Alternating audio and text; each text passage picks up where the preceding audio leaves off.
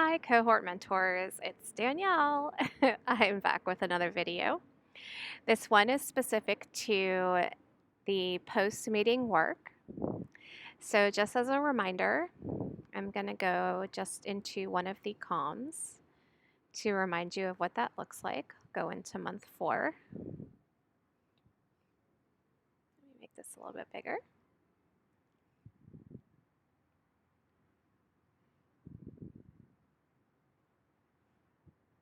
Okay. This is month 4, meeting 1. And this month 4 focuses on formal goal setting. And as a reminder, something I've talked about in a previous video, post-meeting work is that work you want to do directly after the mentoring session. And this is considered a best practice because everything is fresh in our memory.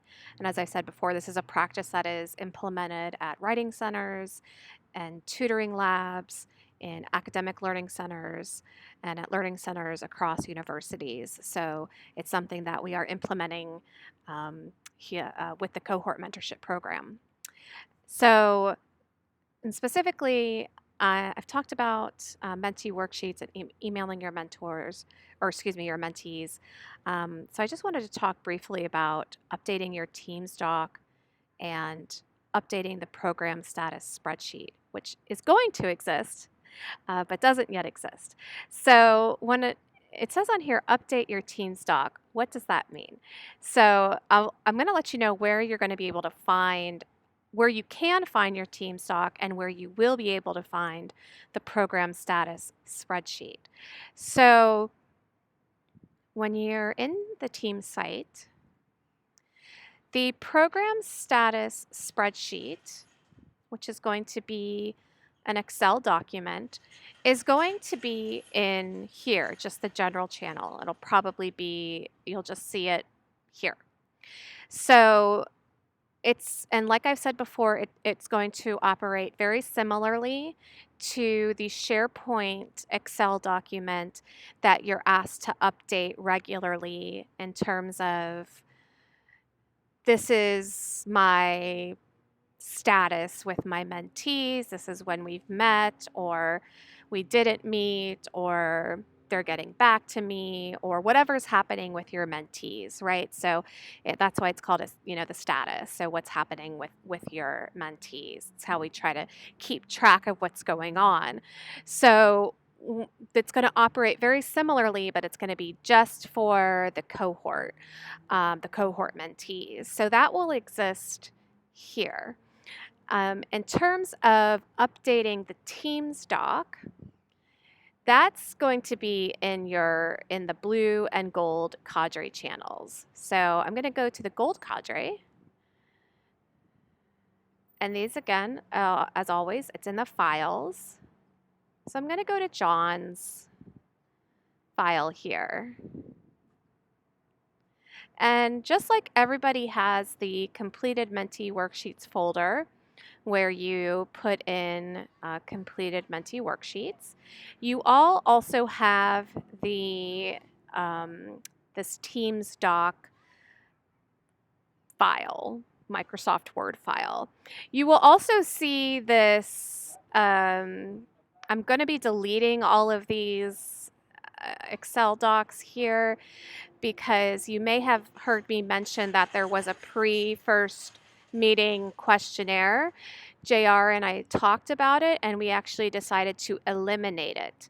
So I have eliminated the questionnaires, but the Excel documents are still here. So I just need to eliminate those. So you will not see these hopefully for much longer. So I apologize for any confusion in that. So when you're asked to update your Teams doc, this is what they mean. And everybody's Teams doc has the same instructions on them. And essentially what that means is after each meeting, is it just says keep notes in this document from each mentoring session, which is part of your post-meeting work. You can, and I say it all depends on what your philosophy or practice is with note taking. Sometimes people like to take notes during a meeting. or after a meeting or both. So it's just whatever works best for you. It just depends on who you are as a person. And I just say here, ensure you note the date and time of each mentoring session. This can be in ascending or descending order. It's just up to you. But JR and I will be keeping track just to make sure that each session does have notes, and that's why it's best to do this every time after your session, because if we go in and say, hey, we didn't see notes from your session from a month ago, you may find that it's a little bit more difficult to remember what happened during that session. So, and just as a side note, these are also called in places like tutoring labs and writing centers. These are called session logs, and they're very common. So, this is not something that we're asking that's abnormal. This is actually a very common practice, again, in mentoring and writing centers and learning centers and in tutoring. So, we're not doing tutoring, we're not a writing center, but session logs are very common. So in here, right, you would just note date, time.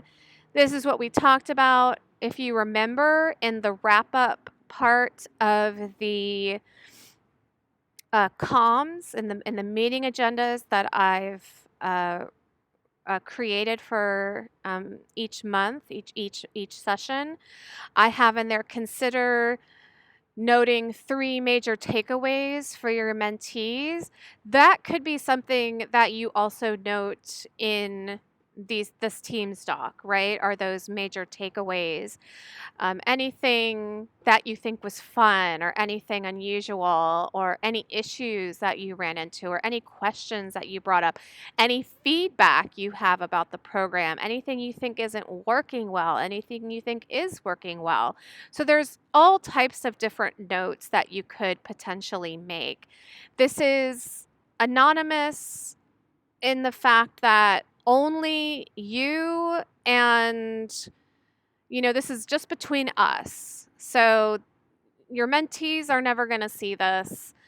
If there's anything exceptionally private that you don't want other mentors to see, because note that other mentors do have access to these documents.